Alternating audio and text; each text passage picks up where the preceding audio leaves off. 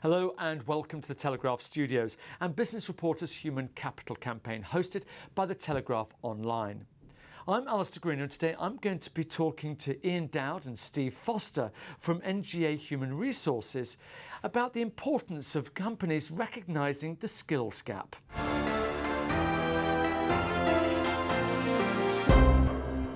Talking about the skills gap, which industries suffer from this gap most? So all industries to a greater or lesser extent. The real question is the impact of that skills gap. And some of our research shows that 88% of business leaders believe there is a skills gap and that it's holding back growth. So the impact is it stunts growth and it stops companies achieving their financial objectives. I think it's important to add the problem isn't the shortage of people. If anything, the number of people in employment is set to rise by maybe 2 million people in the next 5 to 10 years. The challenge is the balance of skills within that population is in the wrong direction for where we think the economy is going in future. But that statistic, 88%, I mean, it sounds almost like an epidemic. Why is it taking so long to actually do something about it? It's because it's incredibly complex. It's part art and part science. And also it's moving. As business models change, evolve, and innovation comes in, new technology, it changes the core skill set that people need to do particular roles. So you could fix the skills gap today and you'd still have a challenge tomorrow if you don't have an ongoing strategy towards it. And there are lots of variables in trying to do that kind of modelling.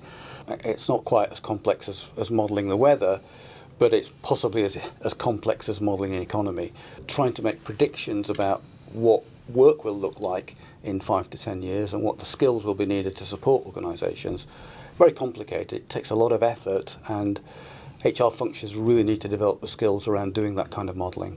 So that's great in theory, but do you have any examples of this in action? Yes, plenty. So we work with a lot of retail customers, and one of our customers was looking at how they get into their stores qualified pharmacists who also have customer service and retail skills, and doing that on a national scale. And it was a real challenge for them and something we were able to help with. Another example is a large airline, one of our customers, that had an enormous challenge just recruiting new pilots. They'd traditionally hired through the military, but that model wasn't working. There weren't enough of them around. So they shifted their entire model to try and taking new, young, qualified graduates and put them on an intensive training program, 2 or 3 years, and produce a massive new layer of brand new pilots, which far more efficient, far more effective for them, and hit that skills problem full on. So once organisations have actually recognised as a problem, that's all very well, but what should they be doing about it? You really need a skills agenda, and the first thing to do is to find specifically what skills you think you may be lacking. So work out what skills you have in the organisation and what skills you need, but also then what skills you'll think you'll need in a year, 3 and 5 years' time, so that you have a continual strategy to plug the gap. And it's really about quantifying and measuring that gap and then trying to plug it. And plugging the gap has got many components.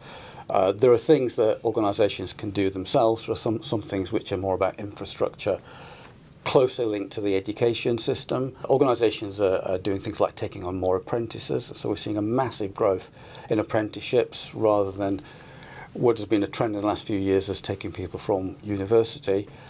So the combination of better infrastructure approaches, organisations doing the kind of analysis that Ian is talking about, should help them plan better for the future. It's a good point that Steve makes, because in some areas it's a more fundamental problem. So the Department for Innovation and Skills published a report on the digital skills gap in the UK, and one of their recommendations was that there needs to be more coordination between central government policy making, education providers and employers and local government agencies in order to create more of a digital skills culture and embed those skills within the education system and within the workplace. So there's a certain amount businesses can do themselves, but then there's a much bigger challenge, and that takes a lot more coordination. Digital skills in themselves are a massive problem. I saw an estimate recently that something like 25% of organisations now have a huge gap in digital skills across everybody in the workforce.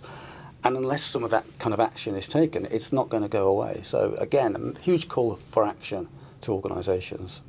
Now you're talking about government, you're talking about education and so on, but you're also implying that these organisations need outside help, like a third party.